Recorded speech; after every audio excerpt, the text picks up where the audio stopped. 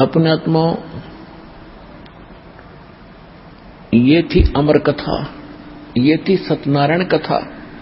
ये तो इन्होंने कूड़े के ढेर में डाल दी, हमारा छीट भी नहीं लगन दी। और एक गीत गाया करते, मोर दोस्त का लड़का जीवित कर दिया कृष्ण भगवान, मोर दोस्त का लड़का जीवित कर दिया कृष्ण भगवान। अब कृष्ण जी की सतीथि अब सामने आई तो विष्णु अवतार थे, और विष्णु की क्या सतीथि आपके सामने स्पष्ट कर दिया दास ने, सब प्रमाण दे देकर। ये देखो, जैसे दादू साहब कहते हैं, और संत सब कूप हैं और कहते धरिता नीर, और दादू अगम अपार है, वो दरिया सत कबीर। अब एक तो छोटा मोटा कुआ हो, वो तो एक पीन पान का काम थोड़ा बहुत कुछ मोहल्ले का चला सकता है, वो सारा काम नहीं कर सकता। इसी प्रकार कोई झरना दरिता नीर यानी झरना बह रहा हो तो कुछ क्षेत्र में थोड़ी बहुत सिंचाई कर सकता, बाकी क्षेत्र भूखा ही भरेगा। और एक दरिया बह रही हो, वो सारे काम करे।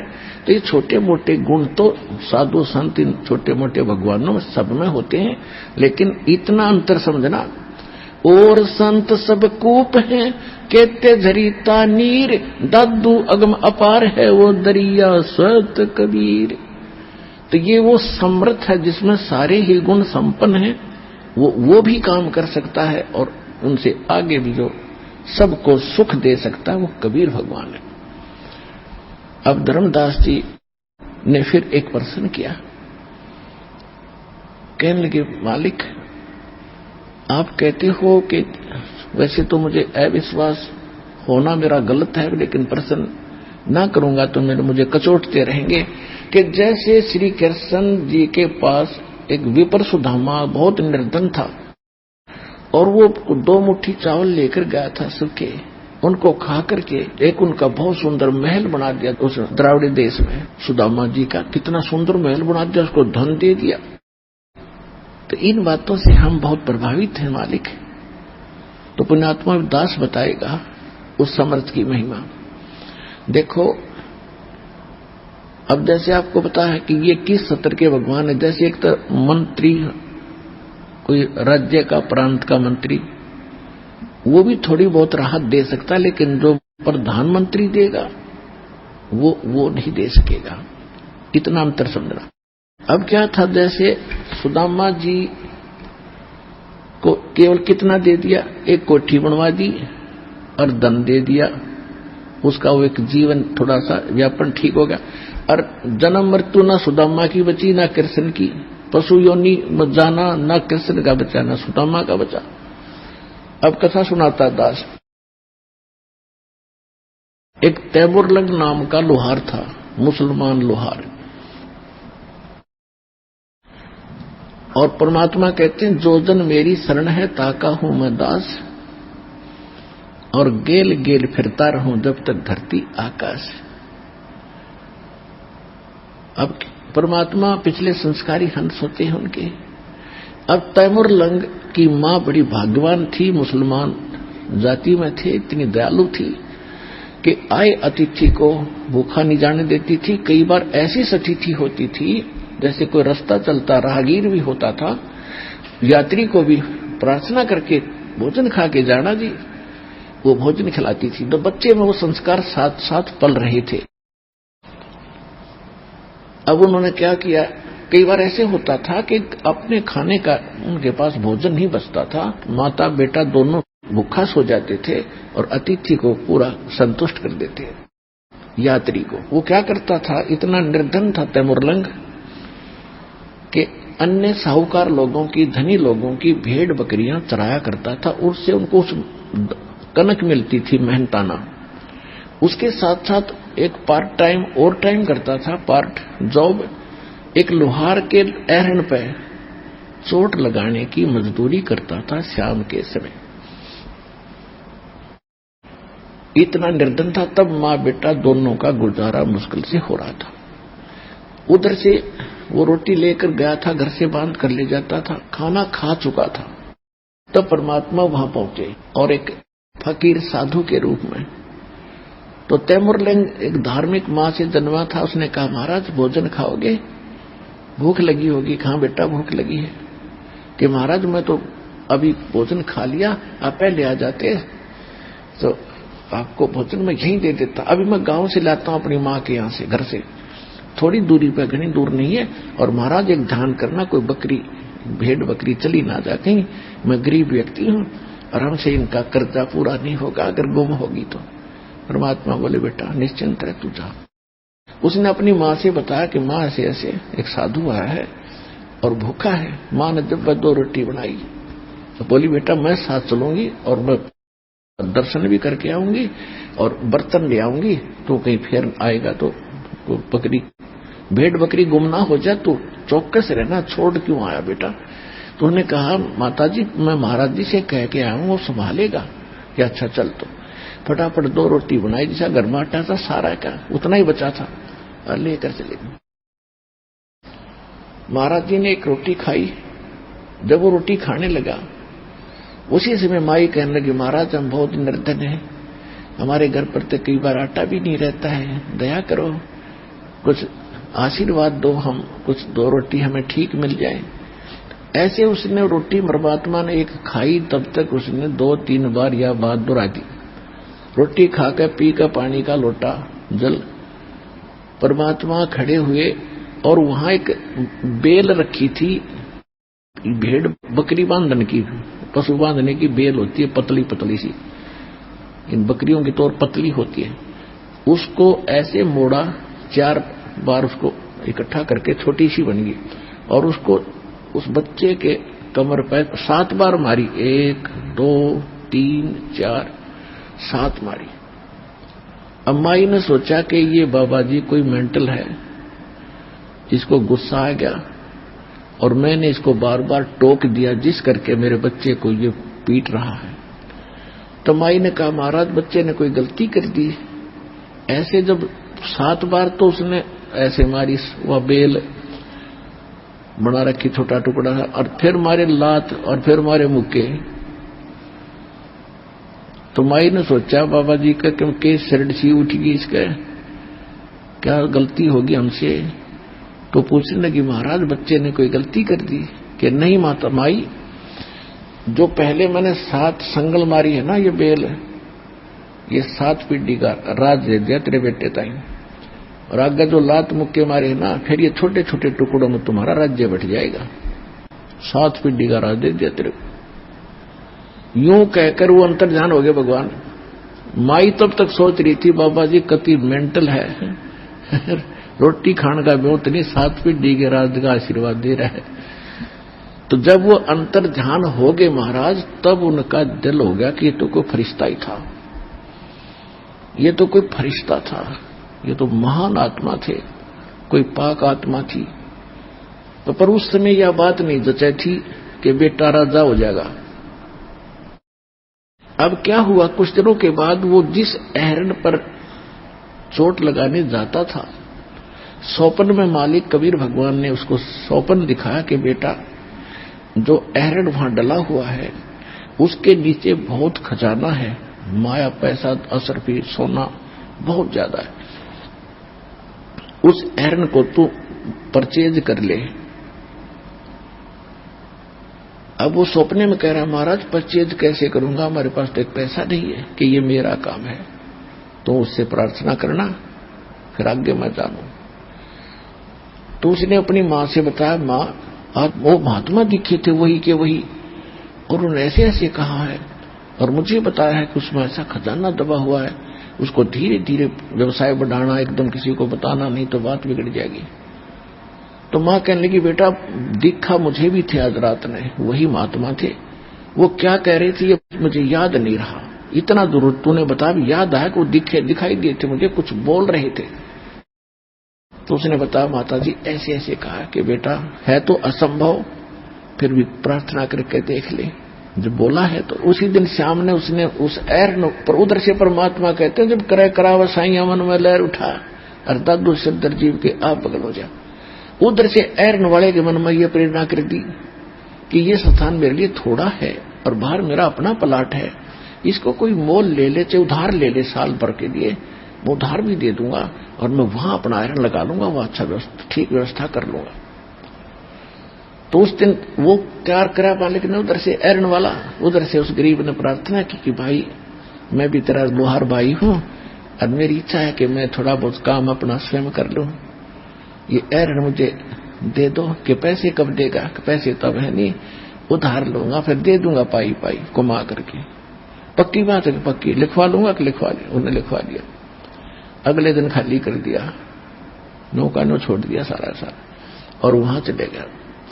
उधर से माँ बेटा ने दोनों दीवार बनाई मिट्टी की, उसके ऊपर एक झोपड़ी डाली, फिर लगे खोदने। वो तो जो मालिक ने भर रखा था खजाना सारा पाया। तो उसने क्या किया, धीरे धीरे पहले बकरियां खरीदी, बकरी भेड़ खरीदी, फिर उनको बेचा, फिर खरीदी, फिर बेचा से दिखाया 1-2 महीने। फिर उसने घोड़ों का व्यापार शुरू किया। तो लोगों ने सोचा भाई तैमूर लंग तो सेठ हो गया और इसके इस व्यवसाय ने इसका हाथ पकड़ लिया, किस्मत जाएगी इसकी, जहां हाथ लगाता है इसको तो वारे न्यारे हो जाते। और वो दंड हाथ लग रहा था, मालिक का दिया उसको। उससे पहले जब वो पाली जाता था, गवाला था भेड़ बकरियों का, उस समय एक राजा था उस नगरी का, आसपास का। तो वो इतना नालायक था कि गांव की कोई युवा लड़की सुंदर होती, उसी को अपने सैनिकों द्वारा उठवा ले जाता था और अपनी हवस का शिकार करता था। एक उसी के मोहल्ले की लड़की पशुओं के लिए चारा लेकर आ रही थी। उधर से उस राजा के 4 सैनिक उस लड़की को जबरदस्ती उठाने की कोशिश कर रहे थे, घोड़े पर डालने की। उसने और कुछ नहीं दिखा, तैमूरलंग दिखाई दिया। उस लड़की ने आवाज लगाई, रे तैमूरलंग, मेरी इज्जत बचाना भाई, मेरी इज्जत बचाना तैमूरलंग। तैमूरलंग ने देखा क्या हो गया, बहन की आवाज कहां से आ रही है। पाली के पास तो लठ हो है, लठ ठाग आ गया, जाते मट्टा मटून से पाइया के मारने लग गया। वो एक था, वो गिनती में कई थे, उसको अच्छी तरह ऐसा मार के डाल दिया, अपनी तरफ से उनको मर्द समझकर छोड़ा, लड़की को उठा ले गए। जब वो होश में आया तो उसके मन में उसके बाद एक का बात रट लग रही थी कि यदि मैं राजा बन गया, इस राजा को मजा चखाऊंगा, इसने बहनों की इज्जत लूटी है, इसको टुकड़े टुकड़े करके मारूंगा। तो अब उसके हुआ फिर श्रेड उठेगी, अगर राजा बनू, सेना तैयार करूं, धन बतेरा हो गया। अब मालिक का आशीर्वाद था कि राजा बनेगा ही बनेगा, वो तो अंकुर मालिक का डाला हुआ, वो तो फलेगा ही फलेगा। तो उसने आसपास के नगर वालों लड़कों को यही कथा सुनाई कि ये राजा बड़ा निकम्मा है, बहन बेटियों की इज्जत लूटता है, तो मेरे सैनिक बनो, मैं तुम्हें नौकर रखूंगा, मेरे पास पैसा बहुत हो गया है व्यापार से, और ऐसे ऐसे करेंगे, बताना नहीं किसी को। युवा बच्चे बड़े दृढ़ होते हैं, तो उनको 1-2 रुपया 2 से महीने का तनख्वाह का देना शुरू किया। घोड़े ला खरीद के जंगल में एक पूरी फैक्ट्री लाई, एरन डाले, लोहार था, सबकी ढाल और तलवार तैयार कर करके सैकड़ों हजारों की संख्या में पूरा अन्वेषण तैयार कर लिया। और आसपास के गांवों के जो उनके जान पहचान के लड़के ला के हजारों की संख्या में सेना तैयार कर ली और राजा के ऊपर जाके उसने हमला बोल दिया सुबह सुबह वक्त से। अब राजा ने देखा चारों तरफ, किले पर खड़ा होकर के चारों तरफ घेर लिया है सेना ने। उन्हें कहा मंत्रियों सामना करो। मंत्रियों को मालिक ने ऐसा दिखा दिया जैसे कई हजारों की संख्या में सेना खड़ी है, वार पार नहीं है। मंत्रियों ने कहा राजन सरेंडर करने में अपना हित है, इतनी सेना आ गई है कोई सोच भी नहीं सकते। उन्होंने सरेंडर कर दिया राजा को। उधर से परमात्मा ने रह रहकर स्वप्न में आकर उसको संदेश देते थे, बेटा जीवन सा करना अच्छी बात नहीं होती। तो उसने फिर उसको वचन याद रहे उसके, क्योंकि मालिक जब वहां बैठे थे तभी उन्होंने ज्ञान सुनाया था उसको, माँ बेटों को। तो उसके ये मन में धारणा बैठ गई कि मैं इसको मारूंगा नहीं, इसका कर्म इसी को छोड़ देता हूं। उसको कहा कि तू यह नगरी छोड़कर चला जा, राजा से कह दिया अगर आज मुझे संत का आदेश ना होता तेरे टुकड़े टुकड़े करता मैं, तू निकल जा यहां से, या यहां मजदूरी करके खा ले। जैसा भी उसने कुछ दिनों के बाद फिर दूसरे राजा को ऐसे ही उसको अल्टीमेटम दे दिया कि या तो सरेंडर कर देना, तैयार हो जा। अब सबको पता लग गया कि वो शक्तिशाली राजा वही था उस क्षेत्र का जिसको उसने पराजित कर दिया था। तो सब ने अपनी हार मान ली और उसके अंतर्गत होते चले गए। अंत में उसने दिल्ली के ऊपर आकर भी अपना झंडा गाड़ दिया और वहां अपना एक नुमाइंदा बैठा करके वो तैमूरलंग वापस चला गया। ये इतिहास बताता है। उसके कुछ समय के बाद उसका तीसरा पोता बाबर हुआ और उससे लेकर औरंगजेब तक, तैमूरलंग से लेकर औरंगजेब तक 7 पीढ़ी ने दिल्ली का राज किया। औरंगजेब के बाद उसके सभी टुकड़ों में बट गए थे। भारतवर्ष का राज्य छोटे छोटे टुकड़ों में हो गया था। रोटी तैमूरलंग को दीनी और तातें 7 बादशाही दीनी। बोलो सतगुरुदेव।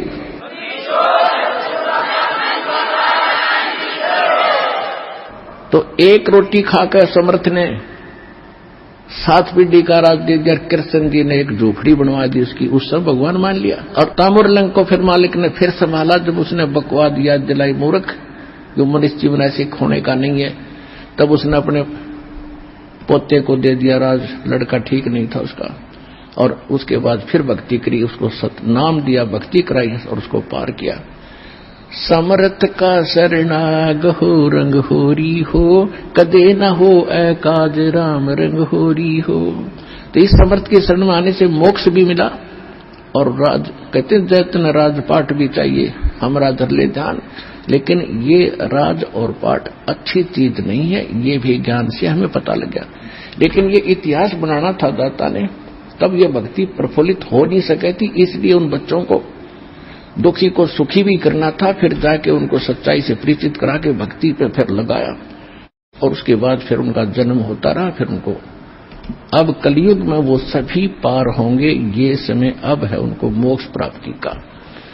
तो सौभाग्य आपका कि आपको ऐसे समय में जन्म है कि अब मोक्ष समय आ गया है। इस बात को विश्वास से अपने हृदय में जचा लेना और मर्यादा में रहना।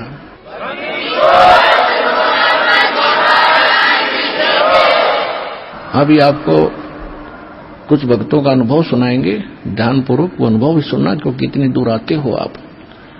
एक एक शब्द की कीमत है। ये तो सुनने को क्या कभी छींट भी नहीं लगी थी आपको, और इन भक्तों के अनुभव सुनोगे तो आपको दृढ़ता आएगी कि सचमुच कबीर इज गॉड और हम सुखी होंगे, मोक्ष भी होगा। आपकी 101 पीढ़ी पार हो जाएगी जब लगे रहे, डटे रहे आखिरी सांस तक। 101 पीढ़ी। तो आपकी तो बात छोड़ो। नमस्कार सर। सत साहब जी। क्या शुभ नाम है जी आप जी का? मेरा ब्रिजभूषण दास नाम है। मैं सूरत गुजरात से आया हूँ। सर क्या काम करते हैं आप? मैं पहले ठेका चलाता था डाइंग पेंटिंग का, साड़ी छापने का। तो मेरा ठेका तो बंद हो गया, तो उसके बाद में मैं बेकार हो गया था एकदम। मेरे को कोई दोस्त लोग भी थे तो वो भी मुंह मोड़ लिए। मुंह मोड़ने का कारण ये था, घर वाले भी सब मुंह मोड़ लिए, भाई यानी सब बच्चे भी मुंह मोड़ लिए लगभग। तो ये कारण क्या था कि मैं बहुत दारू पीता था। दारू इतना पीता था और उसमें पी करके अब सब किसी को अपशब्द बोल देना, किसी को निबाणी हत्या जिसको बोलते हैं उसको मैं बहुत करता था, जिसे सब नफरत मेरे से करने लगे थे। तो कभी कभी मेरे दिल में आवे ऐसा कि मैं आत्महत्या कर लूं। तो कभी ऐसा लगे कि मैं छत से कूद करके मर जाऊं, कोई मेरे को पूछ नहीं रहा है तो मैं क्या करूं। तो कभी लगे कि मैं अगर ऐसे नहीं मारा, हाथ पैर टूट गया तो और तकलीफ हो गया। वैसे तो नफरत ही करते हैं, अब तो पूछेंगे भी नहीं। फिर कभी ऐसा विचार करे कि उधना एक स्टेशन पड़ता है, वहीं रात को जाकर के और धीरे से ट्रेन के अंदर कूद जाऊंगा तो मर जाऊंगा। फिर भी ऐसा इतिहास सुना था किसी के पैरे कट करके रह गया है। तो मैं बोला कि और तकलीफ होगी ऐसे, तो मैं क्या करूं, कुछ समझ में नहीं आवे। सर संत रामपाल जी महाराज की शरण में आने से पहले आप कौन सी भक्ति करते थे? मैं तो इसके पहले तो मैं सन 86 में बाल जोगेश्वर जी का शिष्य बना था। तो उसके बाद में उन्होंने जो क्रिया दी उसे करता रहा, कोई लाभ तो हुआ नहीं उससे। फिर उसके बाद में आश्रम बापू के आश्रम में जाने लगा, वहां से भी कोई लाभ नहीं हुआ। थोड़ा बहुत आनंद शुरू में आया, खाली संत दर्शन का, फिर उसके बाद में कुछ नहीं। फिर उसके बाद में एक और मेरे को संत मिले, भगवान मायानंद चैतन्य का, जो 5 तत्वों के बारे में पूरा विख्यात बताए थे। फिर उनका थोड़ा दिन किया, फिर भी आनंद, तो 5 तत्वों में तो हम गुजरते हैं तो थोड़ा बहुत आनंद आया। फिर उसके बाद में एक कुमार स्वामी है, कुमार स्वामी जी का शिष्य बना, तो उसमें भी उन्होंने सब मंत्र बताए। मंत्रों के बाद बताए कि गायत्री मंत्र में ओम लगाने का, बाकी मंत्रों में ओम नहीं लगाने का। फिर उसके बाद में तो उनसे कुछ आनंद नहीं आया। थोड़ी दिन के बाद फिर जय गुरुदेव जी का मैं शरण पकड़ा, मथुरा आया, दर्शन किया, फिर उनसे भी कोई लाभ नहीं हुआ, भटकता ही रहा। यानी जो चीज हमको चाहिए थी वो मिल नहीं रही थी, वो ढूंढ रहा था। सर पहले आप बाल योगेश्वर जी से जुड़े, फिर आप आसाराम जी से जुड़े, फिर आप भगवान मायानंद चैतन्य जी से जुड़े। तो जो भक्ति इन संतों ने आपको दी, उस भक्ति का आपको क्या लाभ मिला? उससे तो कोई लाभ नहीं मिला ना। मैं बोला ना, मेरे जीवन में जो चाहत थी ना, वो जो प्यास जैसे लगती है ना, जो किसी को, मेरे अंदर कुछ आंतरिक तौर से इतनी प्यास थी कि वो बुझ नहीं रही थी। मैं दौड़ दौड़ जैसे मिर्गा भागता है रेगिस्तान में, देखता है वो पानी दिख रहा है, वो पानी दिख रहा है, फिर वहां जाता है तो आगे पानी दिखता है। ऐसी ही मेरी तड़प थी। मैं वो संत के पास जाता था, जो अंदर की जो चाहत थी ना वो मिल नहीं रही थी, तो उनके पास जाता था, वहां नहीं मिले तो उनके पास जाता था, वहां नहीं मिले तो उनके पास जाता था। यही मेरी दशा थी। मैं 86 से ही दौड़ रहा था। तो सर सबसे पहले आप बाल योगेश्वर जी से जुड़े, तो क्या भक्ति प्रदान की बाल योगेश्वर जी ने आपको? क्रिया दिए थे, वो 4 क्रिया दिए थे, प्रकाश क्रिया दिए थे। एक वो नाम जो परमात्मा देते हैं वो, तो अंदर सो हम का जो न मंत्र दिए थे, सो अंदर हम, ऐसे करके दिए थे। और एक आंख बंद करके प्रकाश क्रिया दिए थे। ऐसे 4 क्रिया उन्होंने दिया था। एक तालू ऊपर सटा करके खिचड़ी मुद्रा में ऐसे दिए थे, अमृत जिसको बोलते थे। तो इससे तो कोई लाभ नहीं हुआ कोई, क्योंकि क्रिया करने का उतना टाइम कहाँ मिले। टाइम भी तो भी वही था कि अब बैठे 2 घंटा 4 घंटा तो अपना काम धंधा बंद हो जावे। तो उसमें भी चलते फिरते में भी कोई वही सोहम वाला था, चलते फिरते करते थे, बाहर ओम सो और अंदर हम करके यही। लेकिन लाभ कोई हुए नहीं उससे। फिर बहुत दिन तक चला, फिर इसके बाद आसाराम बाबू से जुड़े तो उनसे भी कोई लाभ नहीं हुआ। तो संत आसाराम जी ने क्या नाम उपदेश दिया आपको, क्या भक्ति क्रिया बताई? नाम तो उन्होंने तो ये सब कई देवी देवताओं का मंत्र बोल दिए थे, उसमें ओम बोल दिए थे, वो भी सोहम बोलते थे। और उसमें बोले तो तुम्हारा इष्ट देव हो उनको आप उसमें मान लो, एक मंत्र कोई भी चुन लो जो आपका इष्ट थे। तो हमको जो मनमानी इष्ट देव होते थे वही चुन लेते थे। तो हम उस समय शिव जी मेरे को प्यारे लगते थे, तो मैं ओम नमः शिवाय चुन लिया। उसमें से वो ओम नमः शिवाय करता रहा। पत्थर पर वो जो चढ़ाते थे वो फूल और बेलपत्र चढ़ाता रहा यही करके, और उनका जप भी करता था। फिर वो उनका एक मंत्र आता है वो याद कर लिया था, महामृत्युंजय। तो अब तो भूल गया सब, परमात्मा की शरण में आया तब से। तो ये सब करता रहा, लेकिन कोई लाभ नहीं होता था इससे। उसके बाद आप संत बता रहे थे भगवान चैतन्य जी, ये 5 तत्वों के बारे में। तो उन संत जी ने आपको क्या भक्ति प्रदान की? वो बोले थे कि ये 5 तत्व जो हमारे हैं ना, आकाश, वायु, अग्नि, जल और पृथ्वी, ये बृहद रूप से आपको दिखाई देते हैं। तो बृहद रूप में भी इनका एक सूक्ष्म रूप है।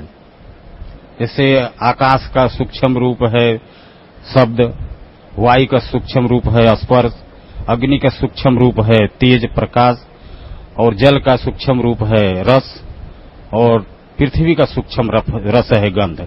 और इन्हीं सूक्ष्म रूपों की हमारी 5 ज्ञानेंद्रियां बनी है।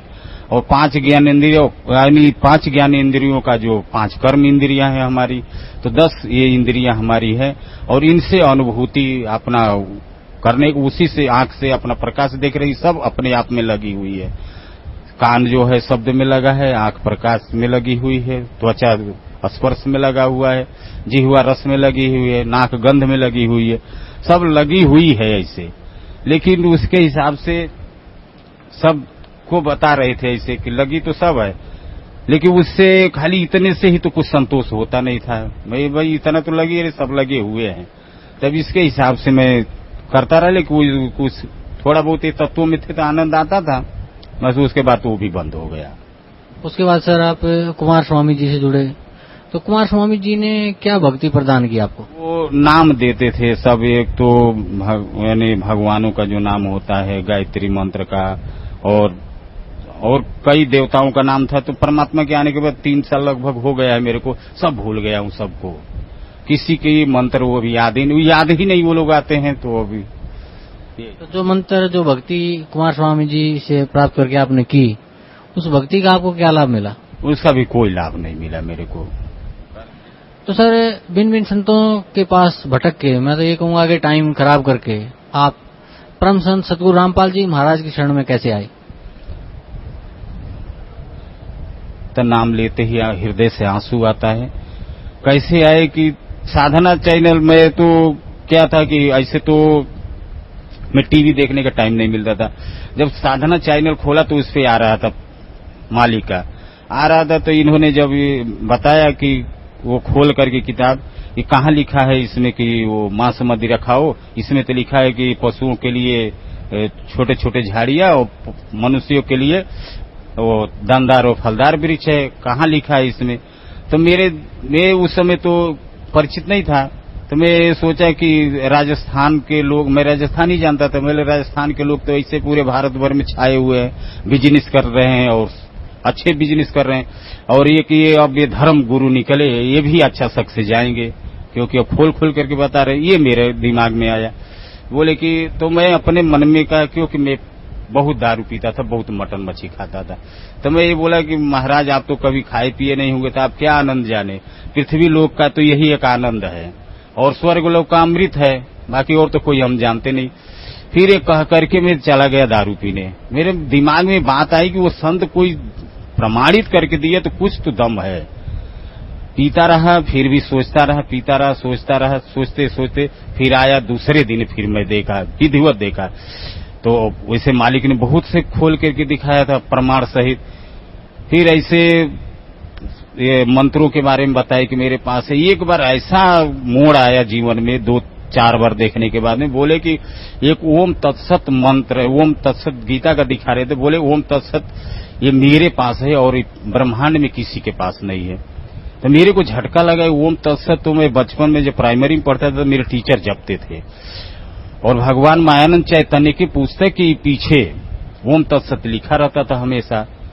तो इसमें मंत्र में तो कोई है, और बोले थे कि इसके बिना तो मोक्ष हो नहीं सकता, इसके बिना कोई कल्याण नहीं है। तो मेरे दिल में इतनी उमंग आई कि मैं छोकरे को बोला कि अब ये काम करो, तुम जाकर टिकट लेके आओ।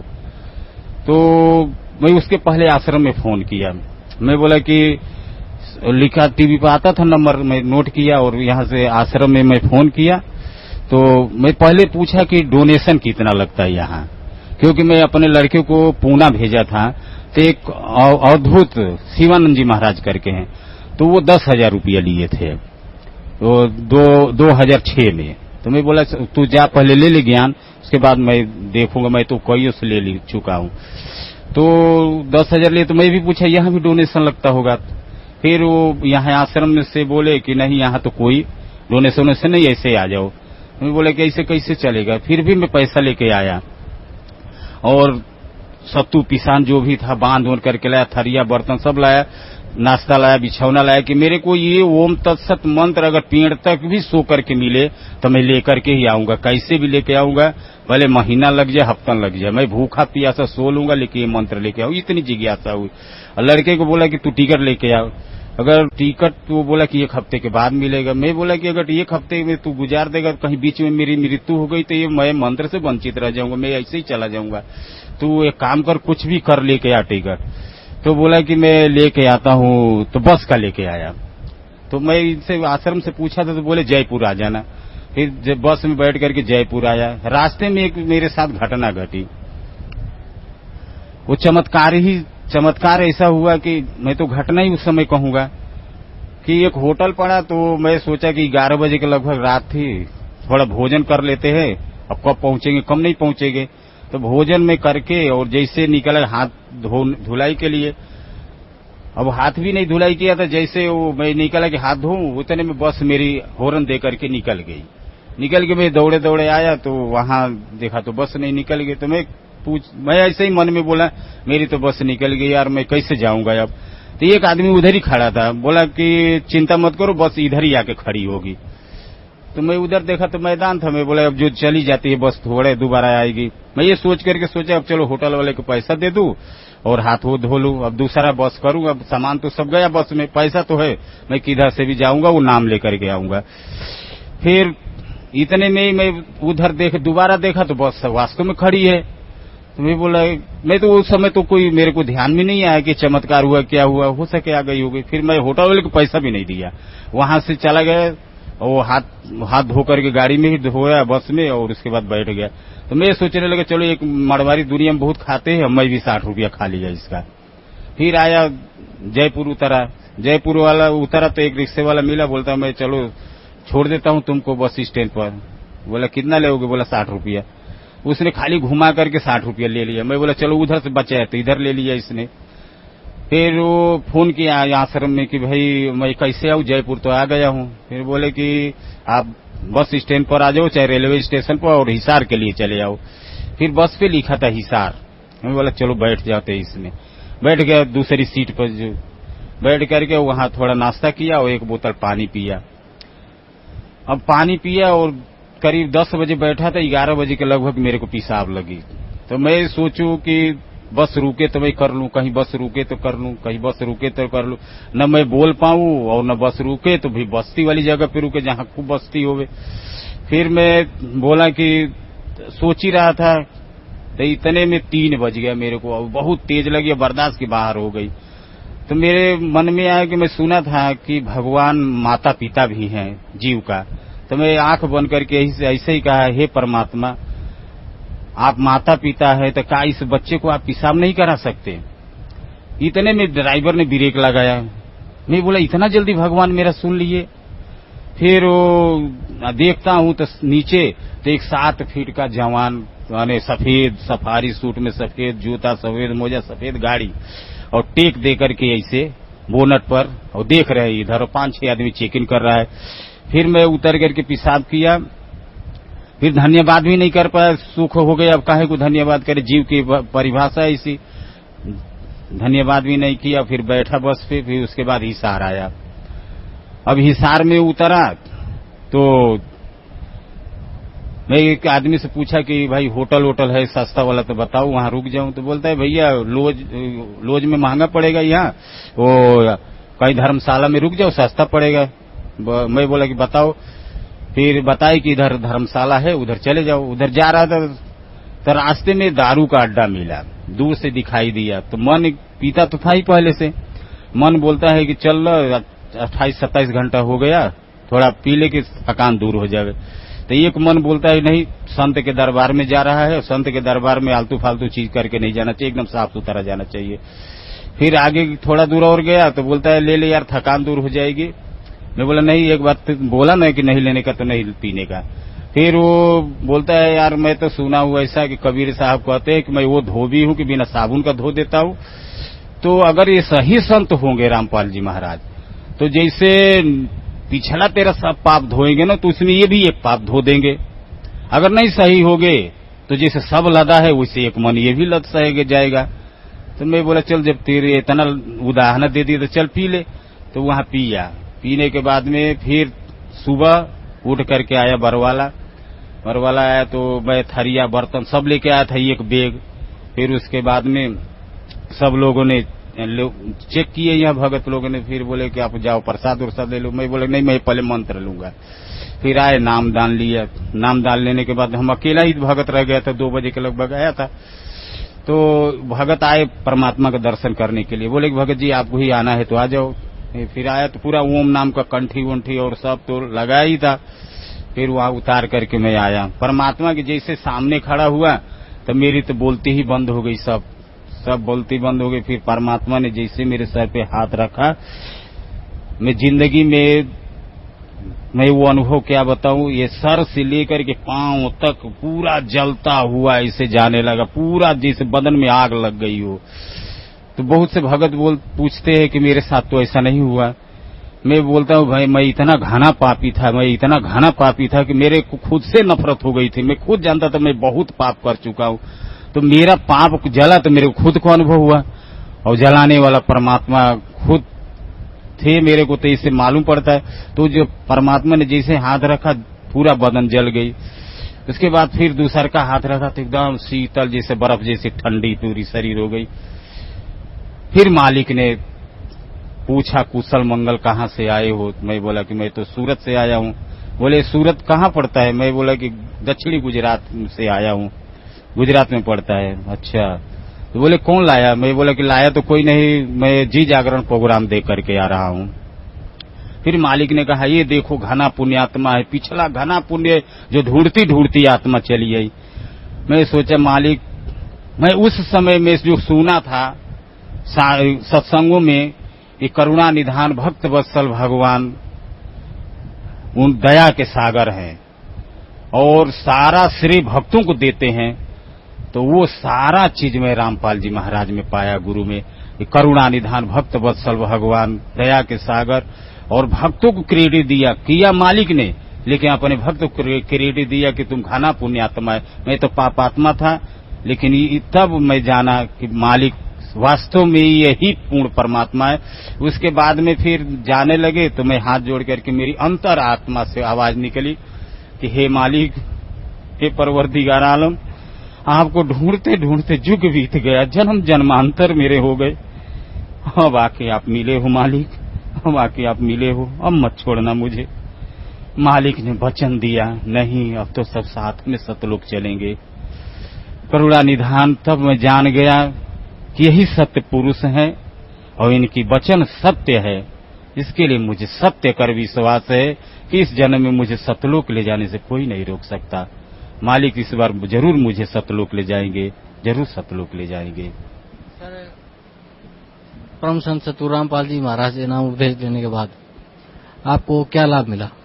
मेरे को ये लाभ मिला कि मेरी जो जन्म जन्मांतर से जो प्यास थी, वो हिरन जैसी जो ढूंढ रहा था, जैसे कस्तूरी सुना हो कि कस्तूरी मिर्गा ढूंढता है, पाता नहीं है, सेम वही मेरी दशा थी कि मैं नाम से तो मैं कबीर जी से तो मैं बचपन से ही जुड़ा था, क्योंकि मैं भजन में बचपन में मेरे दादा गाते थे, बड़ी प्रिय लगते थे। कबीर जी कभी बात होने लगे बहुत प्रिय लगता था, लेकिन मैं पूरा नहीं समझ पाता था। लेकिन वो प्राप्ति होने के बाद, गुरु जी के शरण में आने के बाद में मेरी तो वो प्यास खत्म हो गई और ये विश्वास मुझे हो गया कि मैं जानता था कि स्वर्ग लोक तक ही बहुत है, लेकिन ये मेरी तृप्ति हो गई कि मालिक मेरे को वो लोक को ले जाएंगे जो ब्रह्मा विष्णु महेश को भी नहीं है। हम तो यही सोचते थे कि सेवा करेंगे, भक्ति करेंगे तो विष्णु लोक तक जाएंगे, लेकिन अब मालिक के शरण में आने से पता चला कि तो हम भी ब्रह्मा विष्णु महेश तो मरेंगे, फिर मनुष्य शायद जन्म लेंगे, और ऐसे सतगुरु जब सामने मिलेंगे, भक्ति करेंगे, तब वो जाएंगे। अब मालिक ने तो हमारा लिए अभी रास्ता खोल दिया है, हम कितने भाग्यशाली हैं। ये हुआ, और जीवन में जो मेरे से नफरत करते थे, भाई से लेकर के भाई, नात, रिश्तेदार, दोस्त जितने थे मेरे से नफरत, सबके सब मुंह मोड़ लिए थे। लेकिन अब मेरा दर्शन करने के लिए सब ललायित होते हैं। वो दोस्त बोलते हैं अरे यार कभी कभी दर्शन तो दे दिया करो। मैं बोलता हूँ मेरे को टाइम नहीं मिलता है भाई, मैं क्या करूं। तो ये मेरे को लाभ हुआ कि मेरे जीवन में परिवर्तन बहुत हुआ कि सब लोग मेरे से ये करने लगे। और मेरा खुशी का ठिकाना ये है कि मैं जो कुछ पहले खुद कमा करके जो भरपेट नहीं खा पाता था, जो आनंद नहीं लेता था, अब सब कुछ जैसे लगा रहता है घर में भरा है, सब कुछ, वही चिंता ही नहीं रहती है पैसे कहाँ से आएगा, कहाँ से क्या होगा। जैसे कोई पिता धनवान मिल जाए और उसका बच्चा होवे तो उसको कोई टेंशन नहीं होता है, मेरे पिता तो है ही है ना। अब वही सेम दशा हो गई कि हमारे पिता तो हमारे बैठे हैं बरवाला में, हमको क्या चीज का टेंशन है, जो कुछ करना है मालिक करेंगे, हमको तो बस खाली भजन करनी है। ये लाभ मेरे को हुआ जीवन में। और आर्थिक दृष्टि से तो पहले से ही भगवान तो दिए हुए, घर परिवार संपन्न तो है, उतना ही रोज साई इतना दीजिए जामे कुटुंब समाए, तो इतना तो है ही है मेरे पास। तो उसमें तो नहीं मैं चाहत करता हूँ मालिक से कि इतना ही दीजिए कि जिसमें मेरा परिवार चलता रहे हंसी खुशी से, और मेरे को नहीं चाहिए संसार के लिए, क्योंकि और चाहत रखूंगा तो फिर पहुंच जाऊंगा। इसके लिए मेरे को उतना ही दीजिए जिसमें मेरा पूरा परिवार चलता रहे और मैं आपके चरणों में लगा रहूं, बस यही चाहता हूं। सर, पहले आप बाल योगेश्वर जी से जुड़े, फिर आप आसाराम जी से जुड़े, फिर आप कुंवर स्वामी जी से जुड़े। उन्होंने जो आपको भक्तियां दी, वो भक्तियां भी आपने की, आपको कोई लाभ नहीं मिला। तो सर, उस भक्त समाज को क्या संदेश देना चाहते हैं जो आज भी इन संतों से जुड़े हुए हैं, वो इनके बताए अनुसार भक्ति कर रहे हैं, तो उन भक्तों को आप क्या संदेश देना चाहते हैं? भक्तों से उनको तो क्या संदेश दूं, जैसे कोई लड़का केजी में पढ़ता हुए और केजी को ही सब कुछ अपना मान बैठे कि बस यही पढ़ाई है इसके आगे, अब शिक्षा है ही नहीं है, तो मैं तो ये बोलूँ केजी से बाहर निकलो, प्राइमरी से बाहर निकलो, हाई स्कूल से बाहर निकलो।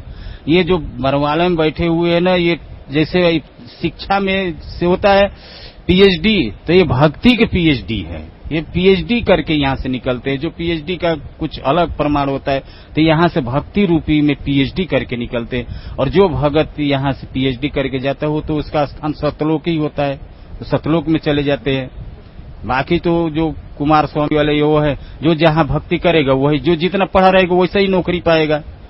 तो ये लोग, तो मैं यही कहूंगा कि आप लोग कोई भी हो, आसाराम बापू वाले हुए कि चाहे जय गुरुदेव वाले हुए कि ये कुमार स्वामी वाले हुए कि चाहे ये इनका भगवान मायानंद चैतन्य वाले हुए, मैं तो यही बोलूंगा कि असली जो चीज होती है, जो जिसको कंकड़ पत्थर बाकी है, जो हीरा लाल है ना, वहाँ बरवाला में है भक्ति रूपी। आप यहाँ आकर के और इसको ग्रहण करिए, देखिए, पहले आकर के ज्ञान लीजिए, उसको अनुभूति करिए। वो तो कोई चीज भी एसी के सामने बैठेगे तो अपना गुण खुदे बता देती है एसी, तो आप यहाँ आएंगे तो खुदे वो ज्ञान ही आपको वो शीतलता दे देगा।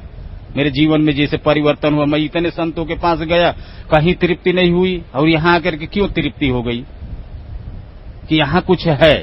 तो आप लोग भी आइए और यहाँ का अनुभव करिए, सुनिए मत, अनुभव करके उसको खुद स्वयं उसका अनुभूति करके तब आप आगे बढ़िए।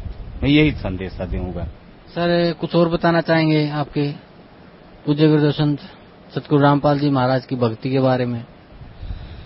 अब परमात्मा की भक्ति के बारे में क्या कहूँ। परमात्मा तो वह हो गया कि जैसे अब पीएचडी के टीचर होते हैं, तो मालिक को तो यही बोलूंगा कि ये जो परमात्मा अभी तो ठीक है, सब इनको जानते हैं कि वो मनुष्य रूप में है, लेकिन जो भक्ति करता है, जो भगत है, वो अपने भगवान को पहचानने में देर नहीं करता है। वो तो स्वयं भक्ति ही भगवान से जोड़ लेती है। और परमात्मा की जो भक्ति है ना, ये वास्तव में तीनों लोग 14 भुवन में किसी के पास नहीं है, क्योंकि शास्त्रों के अंदर ही है, सब प्रमाणित है। गीता प्रमाणित है, गीता में भी है, भागवत में, वो देवी भागवत में और वेदों में हर जगह प्रमाण सहित है कि परमात्मा का क्या गुण है, परमात्मा का कैसे आता है, वो कैसे रहता है, कैसे यहाँ घूमता टहलता है, शिक्षा देता है, और स्वयं आकर के मनुष्य रूप धारण करके और ज्ञान के हेतु से, वेद में यही कहता है कि ज्ञान देने के हेतु से वो आता है और उसका लक्ष्य ज्ञान देना होता है, और समाज को ज्ञान देकर के सतलोक ले जाता है, वेद कहता है। तो परमात्मा वही तो परमात्मा है, स्वयं रूप धारण करके आए हुए हैं और सब ताप हर रहे हैं, भक्तों के कितने दुख हर रहे हैं। अब मेरी मिसेज का ये पूरा ये कलंक साफ रहता था, यहाँ से पूरा वो हाथ नहीं उठा पाती थी। परमात्मा के शरण में एकदम चंगा है, सब चीज एकदम सही ओके है, एकदम वो हो गया है, तो अच्छा हो गया। तो परमात्मा, मैं तो यही कहूंगा कि ये पूर्ण परमात्मा है। अब इसमें तो भाई कोई माने या न माने, लेकिन जो भगत होता है वो तो मानता ही भगत की भाई ये तो पूर्ण परमात्मा है, और स्वयं तेज पुंज आन देह धर कर इस विधि हमको भेटाई। वो हमको आए हैं अपने बच्चों को। पहले बात तो ये चीज है कि उस मालिक ने जो सब सुख छोड़ करके, वहां सतलोक का इतना बड़ा सुख है कि सब सुख छोड़ करके 120 वर्ष तक झोपड़ी में खुद कपड़ा बुने, और कितना दर्द सहे, कितना ताना सहे, किसका किसका नहीं ताना सहे। वो परमपिता परमेश्वर अपने बच्चों के लिए स्वयं फिर भी यहाँ आकर के, क्या उस 600 वर्ष जो हुआ था घटना, उससे कम मालिक के पास हो रहा है। तब पहचानने भक्तों के वो समय भी और इस समय भी वही है। उनके साथ तो वो समय भी घटा, ये समय भी वही घट रहा है। तो हमारे तो तुरंत तो भगत को समझ जाना चाहिए वही है जो 600 वर्ष काशी में आके कपड़ा बीने, आज आकर के अब आप लोगों का ज्ञान दे रहे। उस समय सब बोलते थे कि अंगूठा छाप है, अनपढ़ है, वेद शास्त्रों की बात क्या जाने वो। लेकिन अब तो पढ़े लिखे आ गए हैं मालिक, अब तो खोल खोल बता रहे हैं। उस समय तो पढ़े लिखे नहीं थे, तुम लोगों का दाव लग गया, लेकिन इस समय तो पढ़े लिखे हैं, साफ बोल रहे हैं खोल के, देख तुम लोग देख लो, जो कभी शास्त्र नहीं उठाए और सब झूठ बोल बोल करके लोक वेद की कहानियां पढ़ा करके सबको ले गए गुमराह करके, सबको नरक में डाल दिए। अब तो खोल करके दिखा रहे हैं मालिक। तो मालिक को भी पहचाने, मालिक के मार्ग को भी पहचाने, अपना जीवन कल्याण करे। मैं तो भगत समाज को यही कहूंगा कि आप लोग बरवाला आश्रम में आइए, हिसार जिला हरियाणा में, और सतगुरु रामपाल जी महाराज से ज्ञान दीक्षा लेकर के अपना जीवन कल्याण कराइए और अमरलोक सतलोक जाने का मार्ग अपना खोल लीजिए। बस यही प्रार्थना है। सर, परम संत सतगुरु रामपाल जी महाराज ने वर्तमान के सभी धार्मिक गुरुओं को, सभी महंतों को, संतों को शास्त्रार्थ के लिए आमंत्रित किया हुआ है, तो कैसा लगता है आपको? ये तो जो हम भगत लोग तो इतना अच्छा लगता है, इतना अच्छा लगता है। हम पर्सनल मैं तो कहूं कि इतना अच्छा लगता है। वो समय 600 बरस बोलते थे अंगूठा छाप है, क्या वेद शास्त्र जाए। रामानंद से गोष्ठी हो रही थी, उसके भी शिष्य बोलते थे क्या तुम पढ़े लिखे हो, क्या जानते हो वेद शास्त्रों की बात, जबकि बाद में देखते तो सत्य निकलता था वाणी। लेकिन वो अपनी अहंकार के बस वो बोलते थे कि तुम पढ़े लिखे नहीं हो। तो इतना अच्छा लगता है शास्त्रार्थ करने के लिए कि भाई आओ और शास्त्रार्थ करो। शास्त्रार्थ में तो हमारे मालिक ने उस समय जितने बोले थे कि अंगूठा छाप हो, इस समय पढ़े लिखे हो करके बोलते हैं अब पढ़ा लिखा आया हूं, अब मेरे से बाजी मारो, अब मैं तुम लोगों को बता रहा हूं, आओ देखो ये क्या लिखा है, तुम क्या बता रहे हो। अब वो जाकिर नायक जी का आता है जो बोलते डीमी गोड का सब कर रहे हैं। मालिक ने खोल करके पूरी विश्व के सामने रख दिया कि भैया हम लोग तो डीमी गोड के कर रहे हैं, लेकिन आप ही कौन सा ओरिजिनल भगवान को, आप ही डीमी गोड का ही पूजा कर रहे हो। जबकि वो खुद कह रहे हैं किसी जानकार आदमी से पूछ करके देखो, जो खुदा को जानता है वो उससे पूछ करके देख, हम भी खुदा को नहीं जानते हैं।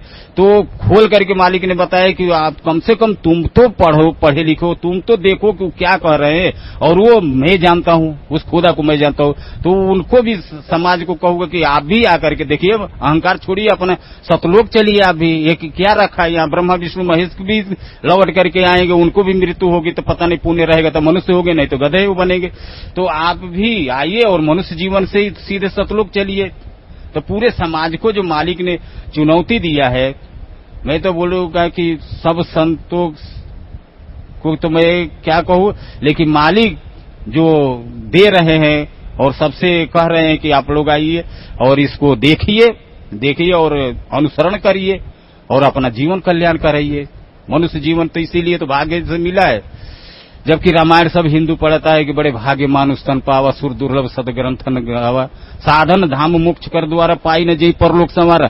सब हिंदू पढ़ते हैं कि जो पाकर के परलोक नहीं संवारा तो मनुष्य बेकार जीवन है। तो परलोक तो परमात्मा खोल करके दिखा रहे हैं, आओ परलोक ले जाने का ये मार्ग है, परलोक जाने का ये मार्ग है। वो जो मार्ग है वो तो काललोक तक है, उसकी तो इंड है वहां, लेकिन यहाँ इंड नहीं है। यहाँ तो तुमको परलोक में ही इंड कराएगा, ये परलोक का मार्ग है।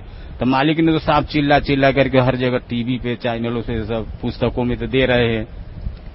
और इतना निर्मल ज्ञान, हम तो अहो भाग्यशाली हैं कि इस जन्म में हम लोगों को प्राप्त हुआ ये ज्ञान। अन्यथा वास्तव में परमात्मा बोल देते भाग्यशाली तुम लोग हो और हीरे तुम लोग हो, जवाहरी मैं हूं, मैं जानता हूं कितने भाग्यशाली हो। तो वास्तव में आज प्रमाण मिला कि वह भाग्यशाली नहीं होते तो ये समय में और परमात्मा का दर्शन होता, परमात्मा की शरण प्राप्त होती है। ये तो भाग्यशाली ही, वास्तव में भाग्यशाली है कि इस समय में परमात्मा की शरण प्राप्त हुई है। अब सतलोक, अब इसमें भगत लोग न भक्ति करे तो उनकी गलती है कि ये टाइम में तो सीधे भक्ति के अलावा और कुछ दिखना ही नहीं चाहिए। अब बाकी तो मालिक है संभालने वाले पीछे, जिसका पिता हो धनवान सेठ, उसको क्या गरज है कि उसे या नौकरी करने की या तकलीफ में उठाने की। तो मालिक तो हमारे सकल सृष्टि के रचनहार तो बैठे हुए हैं, तो क्या हमारे जीवन में चमत्कार नहीं कर देंगे जब इनके आश्रय रहेंगे तो। जी धन्यवाद आपका, बहुत बहुत धन्यवाद। सत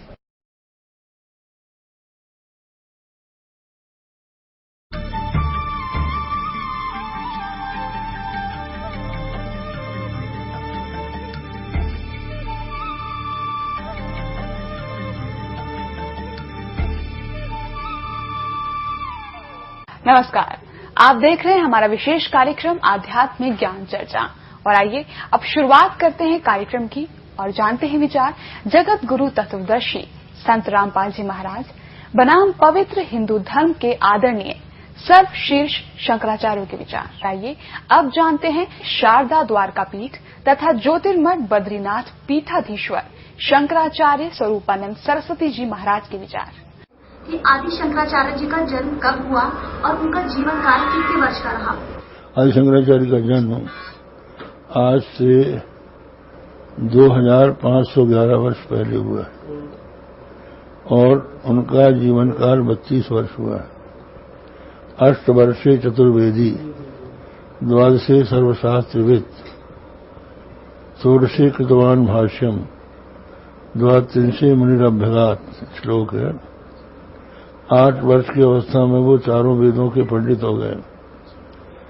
12 वर्ष की अवस्था में वो समस्त शास्त्रों के ज्ञाता हो गए। 16 वर्ष की अवस्था में उन्होंने प्रस्थानत्रय पर भाष्य लिख दिए और 32 वर्ष की अवस्था में वो संसार छोड़कर चले गए। अच्छा, मैं बात करूं बद्रीनाथ मठ की, तो बद्रीनाथ मठ का महावाक्य क्या है और ये कौन से उपनिषद में वर्णित है? ये अयमात्मा ब्रह्म है, अथर्ववेद में। जी, बद्रीनाथ मठ के पूज्य देवता और देवी कौन है? वहाँ के पूज्य देवता एक तो बद्रीनाथ है, दूसरे वहाँ की देवी पूर्णागिरि देवी। अभी आपने सुने शारदा द्वारकापीठ तथा ज्योतिर्मठ बद्रीनाथ पीठाधीश्वर शंकराचार्य स्वरूपानंद सरस्वती जी महाराज के विचार। और आइए अब जानते हैं पुरी पीठाधीश्वर शंकराचार्य स्वामी श्री निश्चलानंद सरस्वती जी महाराज के विचार।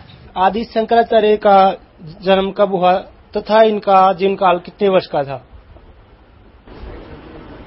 ईस्वी सन से 507 वर्ष पूर्व केरल के काल्टी गांव में भगवत पाद शंकराचार्य महाभाग का आविर्भाव हुआ। 32 वर्ष की अवधि तक उन्होंने भारतवर्ष में कार्य किया। उसके बाद वे कैलाश धाम पधार गए। तो शंकराचार्य जी पुरी गोवर्धन मठ के पूज्य श्री देवता जी का क्या नाम है? श्री जगन्नाथ जी इसके देव हैं, आराध्य देव, और भगवती विमला आराध्य देवी हैं। अभी आपने सुने आदरणीय पुरी पीठाधीश्वर शंकराचार्य स्वामी श्री निश्चलानंद सरस्वती जी महाराज के विचार। और आइए अब जानते हैं आदरणीय श्री माधवाचार्य महाराज जी के विचार। ये आदि शंकराचार्य जी का जन्म कब हुआ तथा उनका जीवन काल कितने वर्ष का था? आदि शंकराचार्य जी ईसा से 500 वर्ष पहले हुए हैं, यानी आज से 2500 वर्ष पहले, और उनका जीवन काल 32 साल रहा। ये उनका इसी बीच उन्होंने सारे काम किए। बद्रीनाथ मठ का महाकाव्य क्या है और ये कौन से उपनिषद में वर्णित है? महावाक्य जो है बद्रीनाथ का है अयम आत्मा ब्रह्म, अयम आत्मा ब्रह्म, ये महावाक्य है और ये अथर्ववेद में है। बद्रीनाथ मठ के पूज्य देवता का नाम क्या है? भगवान नारायण। भगवान नारायण। और उनकी देवी पूर्णम्बा। अभी आपने सुने आदरणीय श्री माधवाचार्य महाराज के विचार। और आइए अब जानते हैं श्रृंगेरी पीठाधीश्वर श्री भारती तीर्थ जी महाराज के विचार। स्वामी जी, हम आपसे जानना चाहेंगे कि आदि जगत गुरु शंकराचार्य का जन्म कब हुआ तथा उनका जो कार्यकाल कितने वर्ष का था? उनका जन्म हुआ 1200 साल पहले। उनकी आयु थे 32 साल, 32 ईयर्स। 32 साल ही वे जिंदे थे। आपके श्रृंगेरी मठ का महावाक्य है और किस उपनिषद में से? महावाक्य अहम ब्रह्मास्मि है। श्रृंगेरी मठ का महावाक्य अहम ब्रह्मास्मि। अहम ब्रह्मास्मि का क्या अर्थ है? अहम ब्रह्मास्मि, मैं ब्रह्म ही हूँ, वही उसका अर्थ। जीव तथा ब्रह्म एक ही है या भिन्न है? वास्तव में एक ही है। जीव और ब्रह्म वास्तव में एक ही है, यही तो सिद्धांत है। अभी आपने सुने पवित्र हिंदू धर्म के आदरणीय सर्वशीर्ष शंकराचार्य के विचार। और आइए अब जानते हैं जगत गुरु तत्वदर्शी संत रामपाल जी महाराज के विचार।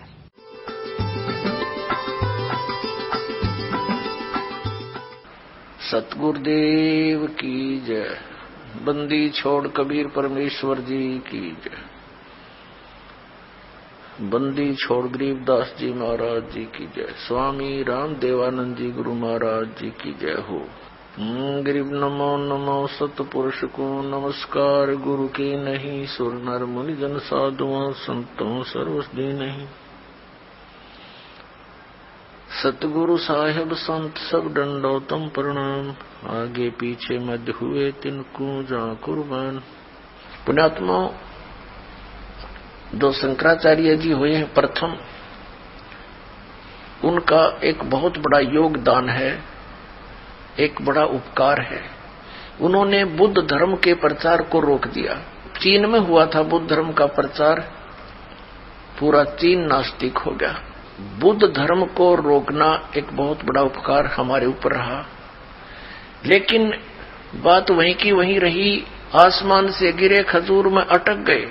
अब इन शंकराचार्य जी ने हमें क्या ज्ञान दिया, एक झलक दिखाते हैं। यह है सांकर पंचम। ये सांकर पंचम नामक एक पुस्तक है, और इसके रचन करने वाले कौन है? आदि शंकराचार्य विरचित पंच ग्रंथा नाम संग्रह, 5 ग्रंथ रचे गए, उनका संग्रह है, देखिएगा। ये है आदि शंकराचार्य। अनुवाद करता है, व्याख्याकार है जगत गुरु शंकराचार्य स्वामी स्वरूपानंद सरस्वती जी महाराज। ये है शंकराचार्य विरचित है पंच ग्रंथानाम संग्रह, 5 ग्रंथों का संग्रह है। वो कौन कौन से हैं? अपरोक्ष अनुभूति, तत्वबोध, आत्मबोध और मणि रत्नमाला, भज गोविंद, ये 5 हैं। ये है ज्योतिष पीठाधीश्वर और द्वारका पीठाधीश्वर जगत गुरु शंकराचार्य श्री स्वरूपानंद सरस्वती जी स्वामी पाद है। परिणीतया, यानी इसने हिंदी टीका किया है शंकर सप्रया नाम से, इन 5 ग्रंथों का जो संस्कृत में वर्णित है। प्रकाशन है शारदा पीठ प्रकाशनम, द्वारका 361 335 जामनगर गुजरात, इनके कोड नंबर, ये दूरभाष नंबर। ये कहां से छपा है? Shri Mata computers private limited, ये मुद्रक है, 20/125 केदार घाट वाराणसी से। पहले इनका बताते हैं, देखिएगा। ये ज्ञान का स्वरूप बताया है प्रश्न नंबर 10 पे। यहां क्या बताया है कि ज्ञान का स्वरूप, मैं सम शांत और सच्चिदानंद स्वरूप ब्रह्म हूं। असत स्वरूप मैं नहीं हूं। ब्रह्मो वाम अहम, वह ब्रह्म मैं ही हूं, अर्थात जीव ही ब्रह्म है, इनका ये विधान है। मैं स्वयं निराकार, निर्मल, अविनाशी, अवय और निर्विकार हूं। मैं दुखहीन, आभासहीन, विकल्पहीन, व्यापक और व्यापक हूं। देह मैं नहीं हूं। मैं सुखी, दुखी, संसारी, स्थूल, कृष्ण आदि समस्त अध्यायों से परे हूं। सर्व रोग रहित मैं निरामय, निराभास तथा व्यापक हूं।